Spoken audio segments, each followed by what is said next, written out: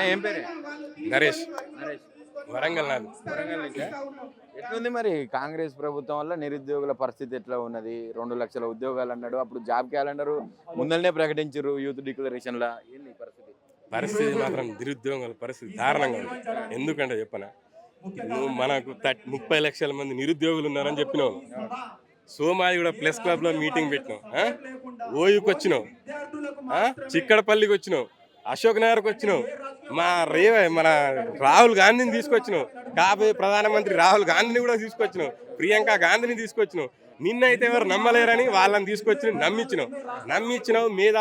మేధావులను నమ్మించినావు, వాళ్ళని నమ్మించినావు, వీళ్ళని నమ్మించినావు, అందరినీ నమ్మించినావు. నమ్మించిన తర్వాత ఏం చేసినావు? ఇప్పుడు 30 లక్షలు, మీరు 30 లక్షల మంది నిరుద్యోగులు ఉన్నారు. 30 × 3 మన వాళ్ళు × 3 90 లక్షల ఉద్యోగాలు వస్తే, 90 లక్షల ఓట్లు వస్తే కాంగ్రెస్ ప్రభుత్వం ఫామ్ చేస్తుంది. వచ్చిన మొదటి ఏడాదిలోనే 2 లక్షల ఉద్యోగాలు నేను ఇస్తా అని చెప్పినావు. 2 లక్షల ఉద్యోగాలు, సరే 2 లక్షల ఉద్యోగాలు ఇవ్వకు నువ్వు. రేవంత్ అన్నాను 2 లక్షల ఉద్యోగాలు ఇవ్వాల్సిన అవసరం లేదు. ఇప్పుడు నువ్వు ఏదైతే నిరుద్యోగులను గోస పెడుతున్నావు, ఒక్కొక్కరు హాస్టల్లో వాళ్ళు హాస్టల్ ఫీజు కట్టుకోలేక, వాళ్ళు తినలేక ఆ హాస్టల్లో ఫుడ్ ఎట్లుంటుందో అందరికి తెలుసు. ఇక్కడ ఎట్లుంటది, నీళ్లు ఉంటుంది. అట్లాంటిది ఏ కంట్రోల్ బియ్యం పెడుతుందో, ఏ కోటా బియ్యం పెడుతుందో, ఏది పెడతా ఏదో ఒకటి తిని 1000 రూపాయలు స్టడీ హాల్ ఫీజులు కట్టి, ఇది కట్టి నిరుద్యోగుల పరిస్థితి దారుణంగా ఉంది. ఇప్పుడు నేను ఇంటికాడ నుంచి నెలకు నాకు 7-8 వేలు పంపాలంటే వాళ్ళు ఏడు నుంచి చెప్తారు. నాకున్నది 1 ఎకరం, వాళ్ళు ఎంతైనా కష్టపడతారు, వాళ్ళు కూలీ నాలి చేసి కష్టపడి పంపిస్తారు. అదే నా కొడుకు ప్రయోజకుడు అవుతాడని. ఎందుకంటే ఇక్కడ మన నిరుద్యోగుల పోలీస్ ఆస్పిరెంట్స్ ప్రతి ఒక్కళ్ళు ఇక్కడ ఎకరం కానీ, అర్ధ ఎకరం కానీ, అసలు 2 ఎకరాలు ఎవరు లేడు. మొత్తం మిడిల్ క్లాస్ ఫ్యామిలీస్, ఇక్కడ మిడిల్ క్లాస్ స్టూడెంట్ ఆస్పిరెంట్సే. ఈ మిడిల్ క్లాస్ ఆస్పిరెంట్స్కి ఒక కళ ఉంటుంది. నాకు కూడా ఒక కళ ఉంది. ఎందుకంటే మా 4 ఫాదర్స్ నుంచి ఎవడు గవర్నమెంట్ జాబ్ లేదు. ఎందుకంటే మా నాన్న ఒకటే మాట అడిగిండు, అరే మనం ఇట్లా చేస్తున్నా కానీ మనకు గుర్తింపు రావట్లేదు, మనం ఏదో ఒక మంచి స్థాయికి వెళ్ళాలని చెప్పిండు. చెప్తే సరే మనం ఏదో ఒక ప్లాట్ఫామ్ దొరుకుతుంది. కానిస్టేబుల్ ఉద్యోగాలు, ఎస్ఐ ఉద్యోగాలు అంటే మనకు ఎట్లుంటుంది, ఒక ఊరిలో అరే ఎస్ఐ ఉద్యోగం కొట్టినట్టే వాళ్ళకి గౌరవం ఇస్తారు. అట్లాంటిది గౌరవం లేకుండా నిరుద్యోగుల పరిస్థితి అధ్వానంగా తయారైంది. వాళ్ళు తినలేక గ్యాసులు ఫామ్ అయ్యి, ఒక్కొక్కడు హెల్త్లు ఖరాబ్ అయ్యి, ప్రతి ఒక్కరు మాత్రం ఈ గోస మాత్రం రేవంత్ రెడ్డికి మాత్రం పక్క ఉసురు తగులుతుంది. మొన్న ఏమంటుండు మన రైతు భరోసా సభలో, మీరు ఏం చేసినా, మీరు ఎండ్రిని దాగినా, బాయిలో దూకినా, నేను మాత్రం చేస్తా, ఎవరైనా వస్తే మూసిలో తొక్కుతా అంటున్నావు. ఎవరిని తొక్కుతావు రేవంత్ రెడ్డి గారు? రేపు ఎలక్షన్లో ఒక్క తొక్కుడు తొక్కితే నువ్వు ఉంటావు ఇక్కడ. నువ్వు 117 నుంచి 7 సీట్లు కూడా రావు నీకు. మొన్ననే ఒక భద్రాద్రి రావుని మీద 117 సీట్లు గెలుస్తా. వీడు చెప్పే మాటలు అట్నే ఉంటాయి. మరి అబద్ధాలు చెప్తాడు. మరి అబద్ధాలు చెప్పకపోతే పబ్బం గడుపుకోడు కదా. ఇప్పుడు నీ సీట్ నువ్వు గెలుస్తావా రేవంత్ రెడ్డి? మా ఎమ్మెల్యేను, సరే మా ఎమ్మెల్యే కావచ్చు, ఎవరో ఒకరు వేరే వాళ్ళైనా గెలుస్తారు. సరే అభిమానం కొద్దో ఏదో ఒకటి గెలుస్తారు. నువ్వు గెలుస్తావా రేపు? ఎమ్మెల్యే పదవి కానీ నేనే చెప్తున్నా, నేనే పోయి ఓడగొడతా రేవంత్ రెడ్డిని. చెప్తున్నా కదా నేను. ఇంతకుముందు మాట్లాడుకుంటా నేను కాంగ్రెస్ కు వీరాభిమాని అన్నావు, ఇప్పుడు ఏమన్నా రేవంత్ రెడ్డిని ఓడగొడతా అంటున్నావు. అవును, కాంగ్రెస్ పార్టీకి ఎట్లా వీరాభిమాని అయినా 2 లక్షల ఉద్యోగాలు ఉన్నాయి. డీజీపీ గారు 19,000 ఉద్యోగాలు అని చెప్తాడు. పోయిన డీజీపీ అప్పుడు పోయిన శివధర్ రెడ్డి 20,000 ఉద్యోగాలు చెప్పిండు. ఆయన దిగైపోయిండు. సివి ఆనంద్ డీజీపీ వచ్చిండు. డీజీపీ వచ్చిన తర్వాత ఏం చెప్పిండు? 19,000 వేకెన్సీస్ ఉన్నాయని చెప్పిండు. 19,000 వేకెన్సీస్ ఉన్నాయని చెప్తే ఇప్పుడు ఏం చేసినావు? మొన్న ఢిల్లీలో పోయి మాట్లాడినావు. ఎవరు పిలిచిండు నిన్ను? ఎవరైనా చెప్పిరా? ఆడపోయి 70,000 ఉద్యోగాలు భర్తీ చేసినా అన్నావు.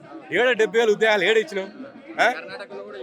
కేసీఆర్ ఇచ్చిపోయిన ఉద్యోగాలకు నువ్వు నియామక పత్రాలు ఇచ్చినావు. నువ్వు పత్రాల సీఎంఏ. నీ గురించి నేను చెప్పుకుంటే ఇజ్జత్ పోతుంది. చెప్పు తీసుకొని కొట్టాలి ఆయనకు. నేను పర్సనల్గా మాట్లాడట్లేదు. రేవంత్ రెడ్డి, నీకు కొంచెం బుద్ధి జ్ఞానమైన ఉండాలి. ఎవడైనా నిరుద్యోగులు నోటిఫికేషన్ వేస్తే వద్దంటారా? ఎందుకు వద్దుంటున్నారు? 5,000 పోస్టులు వేస్తా అంటున్నావు. 5,000 పోస్టులు ఎవరికి సరిపోతాయి? ఏ చిల్లర వేస్తున్నాను? 5,000 పోస్టులో 3,000 పోస్టులు మన హైదరాబాద్కే పోతాయి. హైదరాబాద్ పోయిన తర్వాత 2,000 పోస్టుల్లో ఎక్కడ కొట్టుకోవాలి మేము? కేటగిరీ ఒక్క పోస్ట్ అని వస్తుందా? అసలు రాదు, ఒక్కో కేటగిరీలో రాదు. అట్లాంటిది ఇప్పుడు నేను ఇంటికి పోయి ఏం సమాధానం చెప్పుకోవాలి? అరే మొన్న ఉద్యోగాలు వేసినట్టుగా నీకు జాబ్ రాలంటే నేనేం సమాధానం చెప్పుకోవాలి? నేను బతకాలనే సావాలా? ఇంట్లో వాళ్ళకి ఏం సమాధానం చెప్పుకోవాలి? సంవత్సరాలు ఉంది నమ్మకం లేదా? నమ్మకం ఉంటే ఈ పాటికి వేసేటోడే కదా. నమ్మకం లేదు. నమ్మకం లేక నువ్వు జియో నెంబర్ 31 ఎక్స్పైర్ అయిపోయింది, నువ్వు జియో నెంబర్ 87 తెచ్చి 2 years ఏజ్ రిలాక్సేషన్ ఇచ్చుకో. ఇప్పుడు ఒక్కొక్కడు 33, 34 years వాళ్ళు ఉన్నారు. వాడు ఇప్పుడు ఏం చెప్పించాడు ఇంటికాడ? అరే నేను కానిస్టేబుల్ ఈసారి అయితే అని వాడు ఇంటికాడ వాళ్ళ అందరిని ఒప్పించుకొని ఇక్కడ ఏదో కూలినాలో ఏదో వాళ్ళు డబ్బులు పంపిస్తా వీడు ఇక్కడ ఉంటున్నాడు.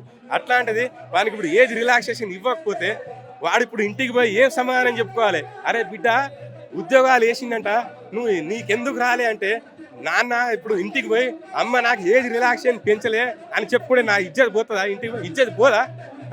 ఏం చేసినావు నువ్వు? ఏజ్ రిలాక్సేషన్ ఇవ్వలేదు.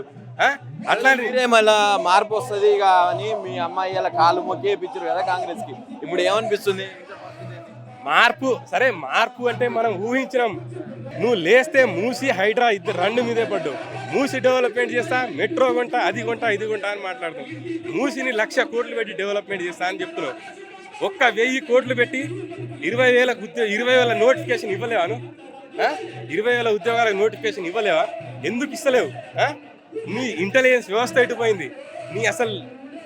నే ఒక విధంగా చెప్పాలంటే ఈ గవర్నమెంట్ ప్రతి విధంగా ఫెయిల్ అయిపోయింది. అన్నిట్లో ఫెయిల్ అయిపోయింది. ఎందుకు చెప్పనా? ఒక నిరుద్యోగి నా కాంగ్రెస్ పార్టీ అభిమాని కార్యకర్తలు నాకే అన్యాయం చేసినారు. అది ఒక గ్రామీణ ప్రాంత విద్యార్థులు ఉమ్మడి 4 జిల్లాల నుంచి నీకు వచ్చిన సీట్లు 50 సీట్లు, మిగతా 6 జిల్లాల నుంచి నీకు వచ్చిన సీట్లు ఎన్ని? 12 సీట్లు నీకు. అంటే డిస్టిక్కి 2 కూడా రాలే నీకు. హైదరాబాద్లో 0. అట్లాంటి హైదరాబాద్ని ఈరోజు మూసి డెవలప్మెంట్ అంటావు, హైడ్రా అంటావు, చెరువులు డెవలప్మెంట్ చేస్తా అంటావు, అది చేస్తా అంటావు, ఇది చేస్తా అంటావు. మీరు గ్రామీణ ప్రాంతాలు మేము గుర్తుకు రావట్లేదు నీకు. ఏ మూలాల నుంచి అయితే వచ్చినావో రేవంత్ రెడ్డి, అదే మూలాలను మర్చిపోతున్నావు బిడ్డను గుర్తుపెట్టుకో. ఎందుకంటే నేను గెలిపించిన వాడిగా చెప్తున్నా, మా దేవరపల్లి మండలంలో మొత్తంలో ఇన్ఫ్లుయెన్స్ చేసిన వాడిగా చెప్తున్నాను.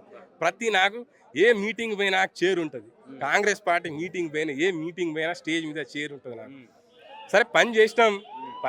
అరే రేవంత్ రెడ్డి యంగ్ ఫెలో కదా, మంచిగా సీఎం కదా, మన అన్న అంటే నేను పలుకుతా అన్నావు కదా ఫస్ట్. ఇప్పుడు ఎందుకు పలకట్లేదు? అసలు నువ్వు ఎటుపోయినావు?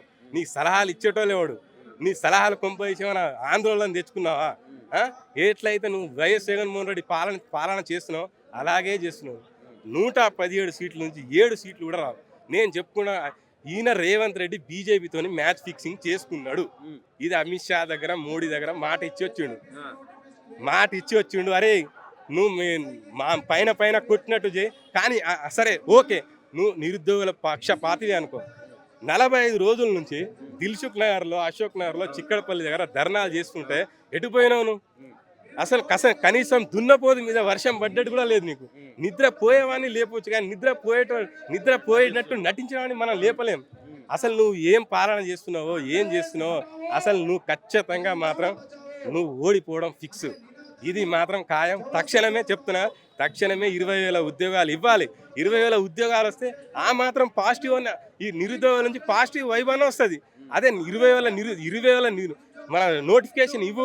అదే దిల్సుఖ్ నగర్లో, అదే ఓయూలో, అదే చిక్కడపల్లిలో, అదే డిస్ట్రిక్ట్ హెడ్ క్వార్టర్లో నీ బొమ్మకు, నీ ఫోటోకి పాలాభిషేకం చేస్తాం. అదే విధంగా ఎస్ఐ కానిస్టేబుల్కి 36 ఏజ్ ఇవ్వాలి. ఆ జియో నెంబర్ 87 సవరించాలి. 36 ఇవ్వాలి కానిస్టేబుల్కి, ఎస్ఐకి 38 ఇవ్వాలి. ఎందుకంటే నా ఫ్రెండే ఉన్నాడు ఒక ఆయన, వయోపరిమితి ఆయనకు 2 months దాటిపోతుంది. వాడు ఇప్పుడు ఎంత బాధపడుతుంది కదా సార్.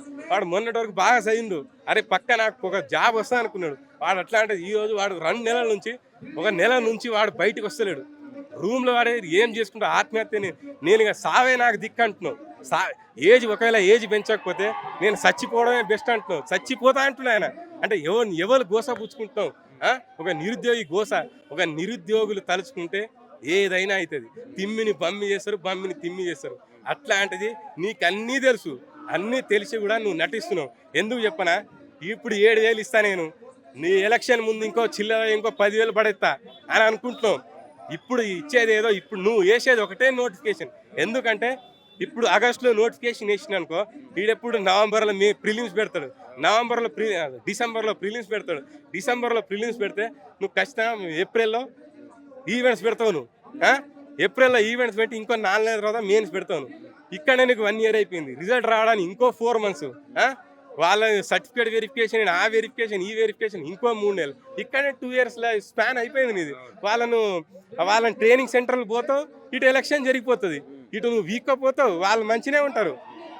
అది కూడా నీకు నిరుద్యోగుల నుంచి పాజిటివ్ వైబ్ రావాలంటే 20,000 ఉద్యోగాలు తక్షణమే రిలీజ్ చేస్తే ఎంతో కొంత సరే నేనన్నా చెప్పుకుంటా, మా ఫ్రెండ్స్ కన్నా చెప్పుకుంటా, చుట్టుపక్కన వాళ్ళకి అరే ఇంతగానం చేసినా అని రేవంత్ అన్న మనం ఏదో తలుసుకొని మన నిరుద్యోగుల కష్టాలు తలుసుకొని 20,000 పోస్టులు వేసినవరా, అరే మనం కాంగ్రెస్ పార్టీ మీద పాజిటివ్ వైబ్తో వెళ్దామని చెప్తా. అదే నువ్వు 7,000 ఎత్తా అంటే నేను ఇంటికి ఆడపోయి ఏం సమాధానం చెప్పాను నేను. ఒక్కొక్కసారి నైట్ స్టడీ హాల్లో కూర్చొని చదువుతుంటే ఏడుపు వస్తుంది. 5,000 పోస్టులు ఏం సరిపోతాయి? రేపు నేను మా అమ్మకి ఏం సమాధానం చెప్పుకోవాలి, మా నాన్నకి ఏం సమాధానం చెప్పుకోవాలి, మా నాన్నమ్మ ఉంటుంది, అరే నా బిడ్డ ఎస్ఐ పెద్ద కొలువు వస్తే ఆమె సంతోషిస్తుంది, ఆమె ఇంకో 2 సంవత్సరాలు చనిపోయేటట్టుంది, నేను వాళ్ళతో ఏం సమాధానం చెప్పుకోవాలి నేను? అట్లాంటిది నిరుద్యోగుల జీవితాలతో చిలగాట మాడుతున్నావు రేవంత్ రెడ్డి. ఇది ఖచ్చితంగా మాత్రం నిన్ను మాత్రం ఊరికినే పోదు ఇది.